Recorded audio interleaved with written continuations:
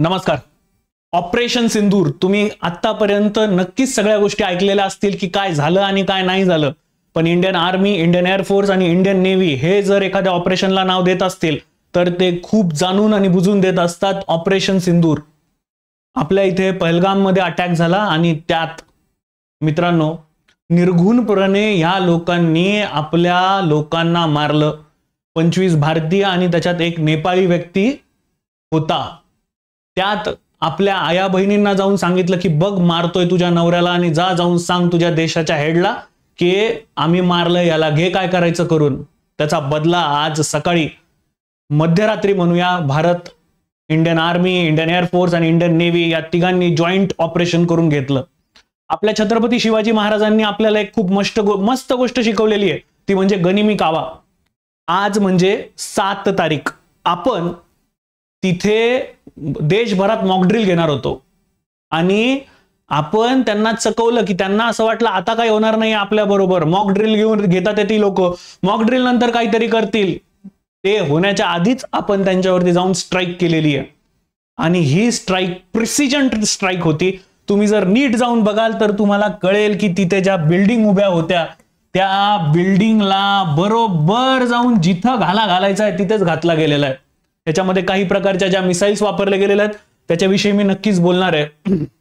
1:44 ते 1:55 दरम्यान हे सगळं घडलेलं असावं.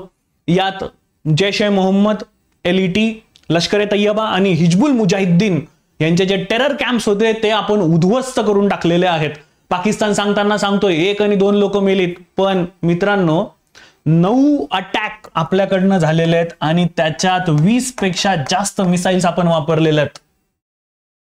हे जी एक सगळ्यात महत्वाची प्लेस आहे बहावलपूर, ह्याच्यात एका ठिकाणी येऊन 4 मिसाईल आदळलेल्या आहेत. विचार करा. आणि हे मी सांगत नाहीये आणि सबूत गँगला यावेळेला सबूत विचारायची पण गरज नाहीये. जा आणि चेक करा, तुम्हाला ते BBC वरचे व्हिडिओ दिसतील. BBC पाकिस्तान टाका, तुम्हाला कळेल की त्या एकाच ठिकाणी येऊन 4 मिसाईल आदळलेल्या आहेत. दन दन दन दन दन संपवलं सगळं.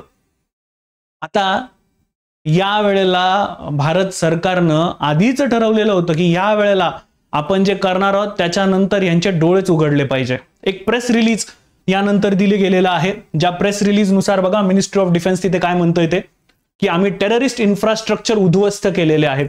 खाली बोलत असताना ते म्हणतात की आम्ही 9 ठिकाणी हे टार्गेटेड अटॅक आम्ही केलेले आहेत. त्याच्यानंतर जे मेजर्स आम्ही घेतलेले ते नॉन एस्केलेटरी आहेत, नॉन एस्केलेटरी इन नेचर.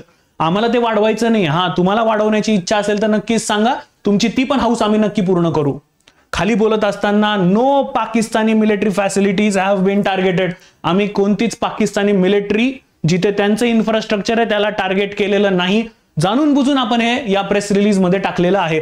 यानंतर पाकिस्ताननं स्वतःहून कुरापती करत चुकीच्या बातम्या पसरवायला सुरुवात केली की आम्ही पण हे केलं, आम्ही पण ते केलं. यात पाकिस्तानचे 2 जेट्स हे काश्मीरच्या जवळ पडलेले आहेत. ती बातमी खरी आहे की नाही याचा फक्त आपल्याला नीट ते बघायला पाहिजे आहे की नाही असं झालेलं आहे. म्हणून आता इंडियन आर्मी, इंडियन एअरफोर्स आणि इंडियन नेव्ही यांच्याकडनं एक जॉईंट प्रेस कॉन्फरन्स होतीये. त्यात लवकरच कळेल की नक्की हे काय झालेलं आहे आणि काय नाही झालेलं आहे. पण मित्रांनो आपल्या या इंडियन आर्मी, इंडियन नेव्ही आणि इंडियन एअरफोर्सला आपण सलामी द्यायला हवी की जाऊन घुसले आणि बदला पण घेतला. या वेळेला आपल्याला मध्ये घुसायची गरजच नव्हती कारण रफायल आपल्याकडे होतं. आपल्या सीमेच्या मधूनच आपण स्ट्राईक करू शकलेलो होतो. याच्यामध्ये म्हटलं गेलेलं आहे की आपण स्काल्प किंवा ब्राह्मोसचा वापर केलेला असावा. कोणते मिसाईल वापरलेले आहेत हे इंडियन आर्मी, एअरफोर्स आणि नेव्हीने सांगितलेले देखील नाही आणि सांगणार पण नाही कारण त्यांचा प्रिसिजन यूज आपण झालेला बघतोय. सो दोस्तांनो हे जे घडलेलं आहे तर मनातनं एक छान भावना यायला हवी की हा आपला देश हा आपल्या सिटीजन्स कडे बघतोय. भारत माता की जय.